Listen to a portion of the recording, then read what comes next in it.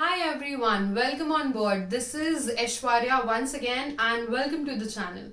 Today we are going to talk about very important topic for all the people who are planning to begin their GRE preparation, or you have almost you have few days left to give your GRE exam and you are stuck in between. You have already started or you are planning to start.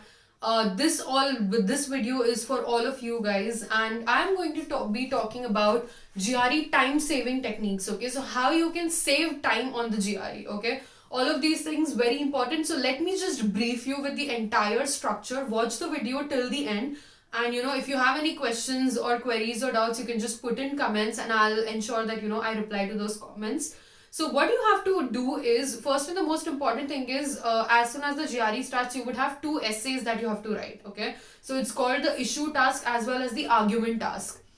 So that is something that is how it starts with. So 30 minutes for issue task, and then you will have 30 minutes for the argument task. So those are the two essays, and you have to write the essays first. You can't skip back. That's a section.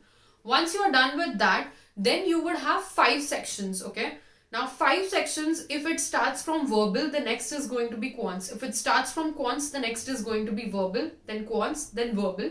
The 5th section, even you don't know and I don't know. Both of us don't know what section is that. So 5th section is called the experimental section in GRE, which is going to be at that particular moment. Somebody will get an extra verbal section, somebody will get an extra quant section. So that depends on that particular day. Now, let's talk about that. When you talk about every verbal section is, you will have 20 questions and you will have 30 minutes to solve it. And every quant section, you will have 20 questions and you will have 35 minutes to solve. So verbal has 30 minutes for 20 questions and quants has 35 minutes for 20 questions. Okay, so that's how the time is distributed. Now, one of the important things is, once you understand the structure, so just ensure that one very important time saving tip is, when you are practicing, always practice in sets of 20 questions. Whether it is your text completion, whether it is your sentence equivalence, or you are doing reading comprehension, or you are solving quantitative comparison in your quants, or you are doing a normal problem solving question. Whatever you are doing, always get into the habit of solving 20 questions in the stipulated time. 30 minutes for verbal, 35 minutes for quants. Okay, so that is going to build up that time frame for you.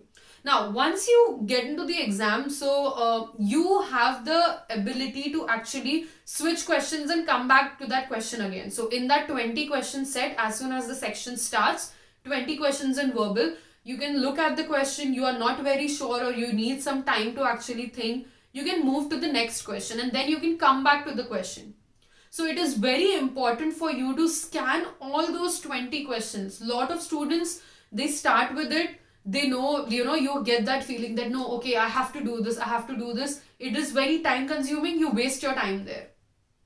And the next questions ahead, people are not able to complete till the end. There is no negative marking. You have to mark all the questions up. So just ensure that, out of those 20 questions, you skim through all of them and answer the questions first that you are very sure about or you find easy. Okay, and once you are done with that, then spend time going back to the tougher questions. There is a marker there in which you can mark that, okay, these are the questions that you haven't solved. So you can do that and then you can go back again, which students don't do. Okay, now first thing, as I told you, that practice in that time, 20 questions. Second thing, I told you that don't spend a lot of time on one particular question. Third important thing, there is no negative marking. So please ensure you're solving the entire paper, because if you are leaving, say out of every 20 questions, if you have left last 2-3 questions, then it is going to, you're going to suffer more in your marks, because the system is in that format. It is made in that format that if you skip questions, if you leave questions, you're going to lose more marks. So towards the end also, if you're not very sure, please ensure that, you tick mark just for the sake of fluke, or whatever you feel is the most correct or most suitable option, tick mark and don't leave any of the options. Okay, now moving ahead, next point that you need to keep in mind is quantitative comparison questions. Okay, so in your GRE, in your quant section, you're going to have a question set which is called as quantitative comparison. Okay, now what do I mean by quantitative comparison? So there are these kind of questions. If you go to your GREKing dashboard, so you will find a lot of tests on these questions, so you can check those out. So when you go to all of those questions, there are two values given, and then there is a statement. You have to compare whether value A is greater, value B is greater, both are equal, or something like that. Okay, so these are the type of questions which are very prominent in GRE and you are going to have. Okay, majority of the students don't practice these type of questions thinking they are going to be easy. They are easy, but they need practice. You can't just go there, okay, I know those questions, and just tick mark them. So those questions are the ones that where you can score, because if you are very conscious and you have done a lot of practice of those type of questions. Okay, because as I told you, GRE quants is comparatively very easy than your GMAT quants, then all the Indian competitive exams, your CAT, NMAT, it's going to be the easiest.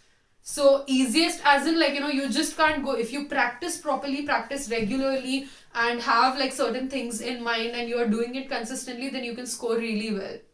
Okay, next very important thing that you have to do is reading comprehension. Don't assume that you know all the reading comprehension and you are good at it. Develop the habit of don't read Times of India, Hindu, those are good for Indian competitive exams. Get onto New York Times, Wall Street Journal, Forbes. Every day have a habit of reading 1 to 2 articles from these papers, and once you read them, close your eyes and speak about whatever was there in the article to yourself. Once you do that, once you speak about the gist of that particular article to yourself, you are recollecting everything. Okay, and you are getting into the habit of reading everything and summarizing things. You would come across a lot of words also in those articles which are going to which you are going to see in your GRE if you are reading it over a period of time. So develop all of these habits.